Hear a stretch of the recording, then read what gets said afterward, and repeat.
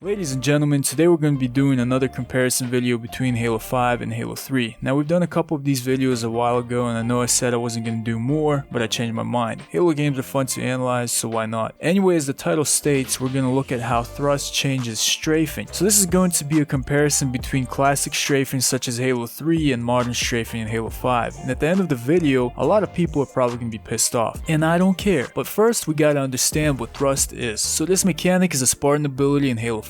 Upon activation, it launches you horizontally in any direction you choose. Forward, left, right, backward, and any diagonal motion as well. In addition to this, the activation itself is instantaneous, but for the first 0.43 seconds, you will not be able to fire your weapon, throw grenades, or melee. Furthermore, after you activate thrust, there's a cooldown that lasts 4.0 seconds, so that is how long you'll need to wait before you'll be able to use thrust again. Now, in terms of distance traveled, if you thrust while your feet are on the ground, you will be launched 7 meters into the direction you choose. So if you're going left, right, forward, or whatever, activating this ability launches you 7 meters wherever you want in a split second. Now if you jump into a certain direction and then activate thrust in the air, your distance increases to 13 meters. So for example, if you jump right and then activate thrust, you're almost doubling the distance traveled compared to using thrust without jumping. Alright, so these are the stats, and for now let's just keep thrust isolated and focus on the ability by itself. For this video, I don't want to crunch everything together at once, I just want to focus on thrust and strafing. We'll touch on effects of the other Spartan abilities, how they complement each other and what they do in follow-up videos. And we'll also discuss some other things too, like thrust effects on movement and map design. That being said, today let's continue to explore the effects of thrust on strafing. So let's step back in time. In Halo 3, your strafe, or your ability to evade incoming fire, was moving left and right or vice versa and trying to fake out your enemy. So how effective you were at dodging bullets was entirely in your natural movement skill. It was all in your ability to use natural foot movement to trick your opponent's aim. There was no evade mechanic and you weren't prevented from shooting, throwing grenades, or using melee while you strafed. Strafing and doing damage occurred simultaneously. Now at the core, these basic principles still carry over to Halo 5. You still need to move left to right, right to left, whatever, to bamboozle your enemy's aim. Just like in Halo 3, the strafing concept remains the same, including being able to strafe and doing damage at the same time. However, now that you have thrust, strafing also changes. At the cost of that 0.43 seconds of not being able to do damage, you gain an extra element. The element of surprise evasion. So as you strafe, you can time your opponent's shots and then thrust out of the way at the exact moment you want. And remember, while on the ground, thrust launches you 7 meters into the direction you choose. That 7 meters is significant enough to throw off your enemy's aim or weapon crosshair and cause missed shots. So at the press of a button, you have the ability to create such an abrupt change of direction that it becomes difficult for enemies to predict movement and maintain their aim. And the more advanced player you become in Halo 5, the more effectively you learn to thrust during your strafe, evade bullets, and ultimately win combat scenarios. But this is not all completely as a result of skill. It is a combination of skill and unpredictability. Strafing is skill, timing your thrust is skill, but the added difficulty of thrust comes from the fact that thrust itself is unpredictable. Yes, you can anticipate when a thrust may be coming in a gunfight, but the direction where a player chooses to thrust is impossible to predict. You don't know if someone will thrust left, right, whatever, you have to guess. Keep this in mind as we continue. Anyway, in addition to this strafe, in Halo 3 obviously no decent player just strafes left and right. Many players like to throw in a directional jump, calculate it nicely, and you can make your opponents miss headshots into body shots or miss completely. A nicely timed jump can be significant in terms of winning a gunfight, but that's also a double-edged sword, because a poorly timed jump can also lead to your death. For those of you that have played Halo 3, you know jumping during a strafe is critical. You don't want to be that dude that jumps straight up into the air and floats there like a balloon. These are easy headshots for your enemy. That's a ticket to their respawn timer. So messing up a jump or improperly timing it has a potentially deadly consequence in Halo 3, and there's no way to correct your strafe mistake. Now again, the same concept basically applies to Halo 5 as well. You can strafe left and right, and you can throw in a jump to throw off your enemy. The movement also has to be calculated and it also has to be timed. But the major difference is, again, you have thrust. In Halo 3, mistiming your jump punishes you because you can't correct it. You're locked into the jump trajectory you jumped on based off in-game physics. If you mess up, well, too bad. Deal with the consequences, get better. But in Halo 5, if you mistime your jump, you can use thrust to correct that mistake, altering the trajectory of your jump in any direction. So jumping during a strafe in Halo 5 isn't as disastrous as in Halo 3 in terms of consequences. Instead, it actually opens a gateway into a different strafe, the jump thrust strafe. This is essentially a strafe technique that allows you to move horizontally, vertically, and then again horizontally, but with rapid, unpredictable directionality. And this jump thrust strafe is actually one of the most effective techniques in Halo 5, integral to high-level combat. On top of that, also remember when you're in the air and you thrust, you get launched at 13 meters instead of 7. This launches you farther and breaks you out of the enemy's crosshair more effectively and with greater distance. So the technique of adding a jump during strafing where it could be potentially deadly in Halo 3 is one of the most effective strafes in Halo 5 because of thrust's launch distance and directional unpredictability. Now let's pause this shit. I'm not implying that it's impossible to mess up a jump thrust strafe or strafing in general in Halo 5. No, not at all. What I'm pointing out is that this ability allows you to correct mistakes in Halo 5 strafing that would be deadly in a classic game like Halo 3. We just saw that. Having said that, I'm also going to stress that this doesn't mean the application of thrust in Halo 5 strafing requires no skill, because it does. So many times I've seen enemies fail at strafing because of mistakes. In fact, it happened to me, and 5 years later, today, it still happens to me in Halo 5. Thrust is not an ability that you can use all the time. You have to know when to use it, and once you use it, remember you have to wait that 4 seconds for the cooldown before you can activate it again. And that initial activation prevents you from shooting for about 0.43 seconds, which is 33% of a Magnum's time to kill and about 36% of an AR's time to kill. These are just a few of the additional factors you have to consider when applying this ability on top of what we covered so far. So to say that strafing requires no skill in Halo 5 is inaccurate. It's wrong. If you mess up your strafe in Halo 5 and thrust at the wrong time, you better make sure your natural strafe and your aim can compensate, or your enemy will take advantage. You need to make sure you're using thrust with calculated intent and not blindly like a noob. So yes, strafing requires skill in Halo 5, just like it requires skill in Halo 3. Of course the concept has changed, but it's still skillful. With that said though, let's also understand that I'm not going to sit here and minimize the effect thrust has on strafing. I'm not going to say there's no differences. As clear as day, these examples have proven otherwise. Thrust affects strafing and significantly changes it. It adds rapid movement, unpredictable directionality, and also allows players to correct mistakes, all at the press of a button.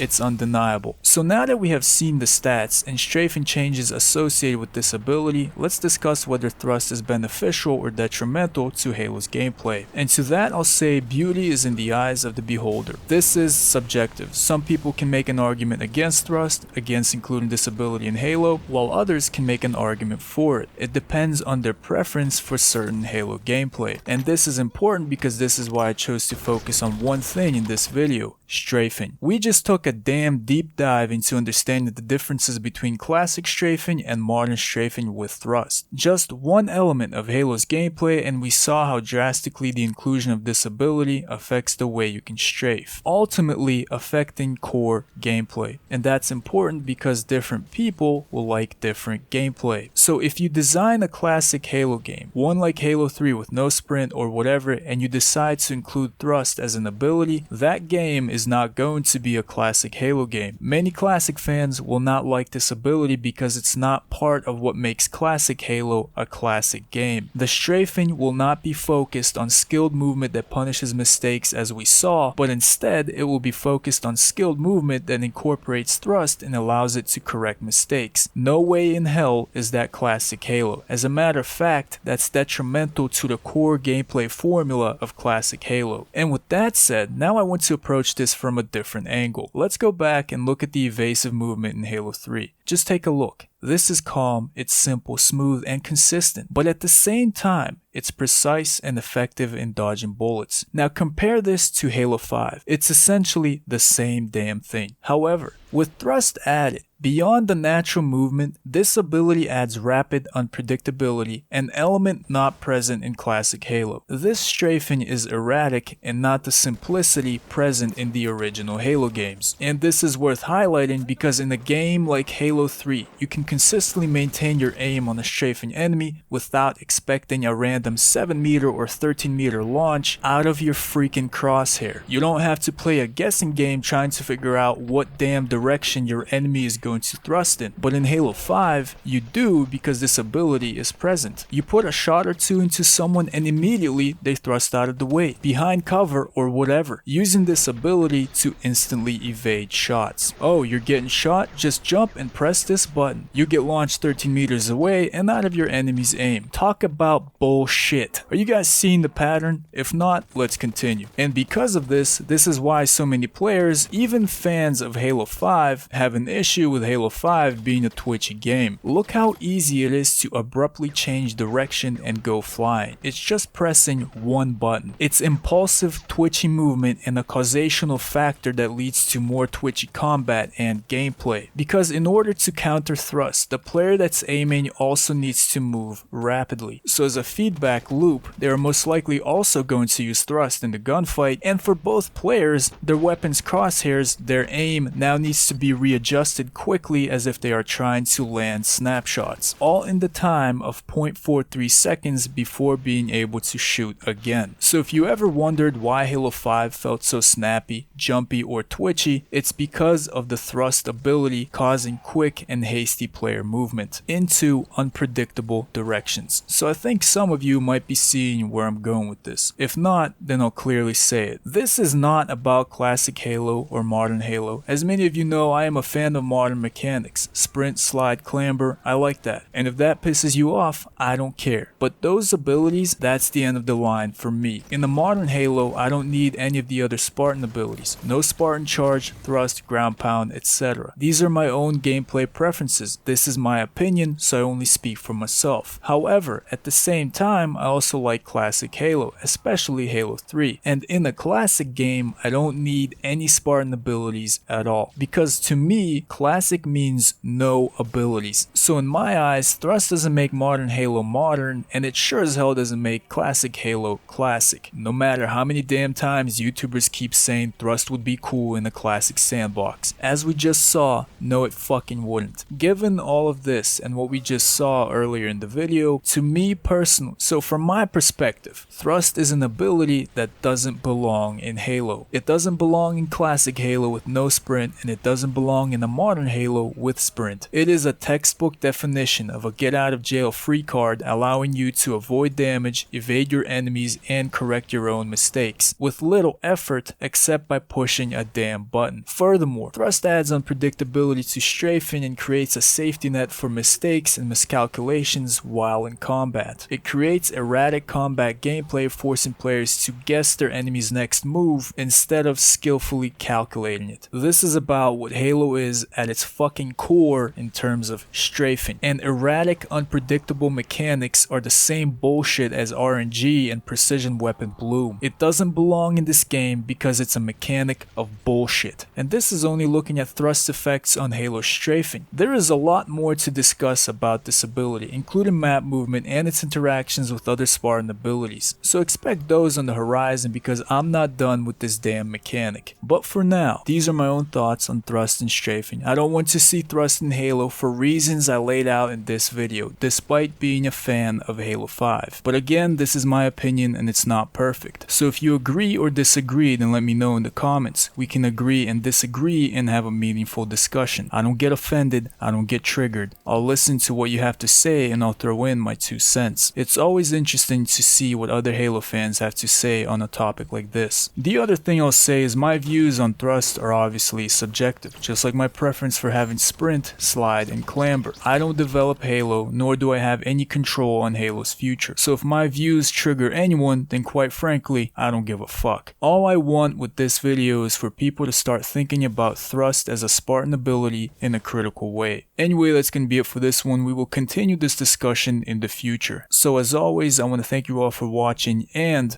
until next time.